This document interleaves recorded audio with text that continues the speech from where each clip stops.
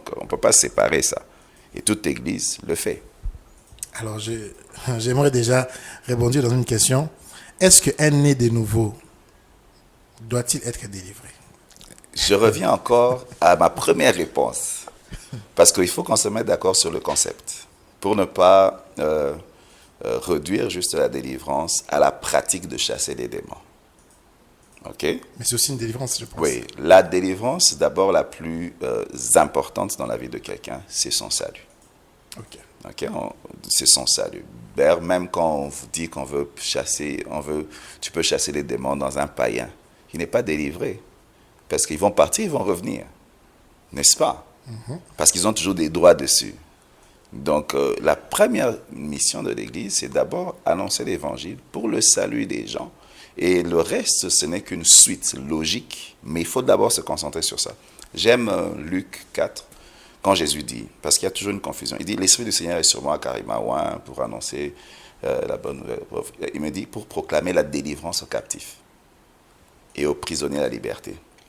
Il y a une notion de proclamer la délivrance. Et il y a une notion de délivrer les prisonniers. C'est deux choses.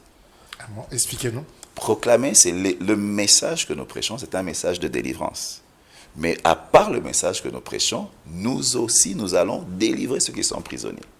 Donc, il y a deux choses. Alors, souvent, les gens négligent la proclamation de la délivrance. Et la proclamation de la délivrance, c'est quoi? C'est annoncer l'évangile du salut en Christ, qui seul est capable de transformer les vies. Et puis, là où il y a nécessité de délivrer les prisonniers, on les délivre aussi. Mais il faut d'abord se concentrer sur la proclamation de l'évangile de délivrance. Et c'est proclamer Christ, d'abord. Ok, vous avez dit qu'il faut d'abord se concentrer sur la proclamation, mais excusez-moi d'être la voix des sans-voix, de me concentrer sur l'autre chose là, Okay. Pour poser la question, parce que ceux qui croient à l'évangile de la grâce, je vais les mettre comme ça, disent que lorsqu'on est né de nouveau, on a accepté Jésus-Christ comme Seigneur et Sauveur, on ne peut pas être habité des démons, on ne peut pas être prisonnier. Donc, ça veut dire que on ne peut pas chasser les démons sur nous. Donc, faire cela, c'est pratiquement, je dirais, une pratique anti-biblique, selon eux, entre guillemets. Qu'est-ce que vous pensez de cela? Parce que ça pose vraiment problème et nous sommes en face d'un pasteur qui pratique la délivrance, qui est dans la délivrance depuis beaucoup d'années. Et comme nous savons que vous êtes de la borne, donc vous allez être biblique. Donc nous voulons une réponse biblique. Oui, la délivrance, la question que tu poses, c'est est-ce qu'un chrétien peut être possédé? Si on peut dire, bon, il peut être délivré dans la deuxième force, pas dans la proclamation, mais dans la libération de captifs ou bien de prisonniers, comme vous l'avez défini. Je vais là-bas. Ok, bon. Le terme qu'on utilise par rapport aux chrétiens, parce que c'est une question que les gens se posent beaucoup en théologie, si un chrétien peut être possédé, la réponse est non.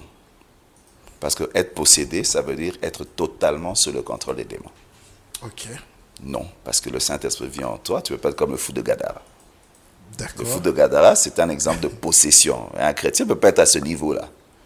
Alors, le terme qui est utilisé pour, on dit, est-ce que le chrétien peut être, on dit démonise, c'est habité par un démon. Je dis oui. Donc un démon peut parler. C'est que si tu habites, il peut parler. Ok. Oui, il peut être habité par un démon, mais pas être possédé. Possédé, c'est entièrement, totalement sous le contrôle des démons. Mais on peut être habité par un démon. Mais lorsqu'on est né de nouveau, les choses anciennes sont passées. On dit que le démon ne peut pas avoir accès. Comment est-ce que vous dites qu'il peut être habité par un démon? N'est-ce pas là une contradiction? Non, il ne faut pas... La question qui se pose, c'est de savoir, quand tu es né de nouveau, les choses anciennes sont passées, voici toutes choses sont devenues nouvelles. Est-ce que ton visage change? Quand tu te regardes dans le miroir, c'est toujours toi, n'est-ce pas? Est-ce que ton caractère change directement?